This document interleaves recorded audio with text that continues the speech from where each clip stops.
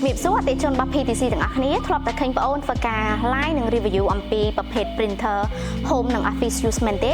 ថ្ងៃនេះខាងបងអូនសូមប្លែកអារម្មណ៍មកណែនាំអំពីប្រភេទ photocopy color សក់ខ្មៅដែលជាប្រភេទ A3 ដែលមានឈ្មោះថា Toshiba E Studio 3525 A3 វិញម្ដង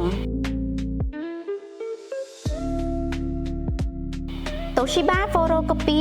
E Studio 3525 AC ដែលមានមុខងារ print scan copy color សក់ខ្មៅដែលប្រើប្រាស់ក្រដាស A3 A4 A5 និងមានមុខងារត្រឡប់សងខាងបានទៅលើការ print scan និង copy ល្បឿននៃការ print បាន35 CPM ក្នុង1នាទីសម្រាប់ការ copy ក្នុងមួយលើកអាចបានរហូតដល់999សន្លឹក photocopy 3525 AC នេះបានផ្ដល់នូវក្បាល ADF ដែលពាក្យពេញគឺ Auto Document Feeder និងមានត្រេកដាក់ក្រដាស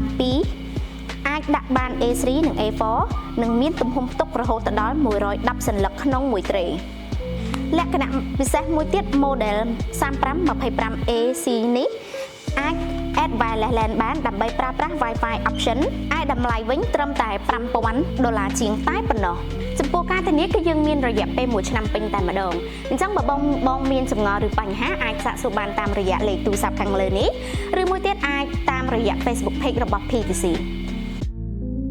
Download PTC Store App ឥឡូវនេះដើម្បីទទួលបានប្រូម៉ូសិនជាច្រើនមាន PTC Store App ដូចមានហាងលក់កុំព្យូទ័រនៅក្នុងដៃ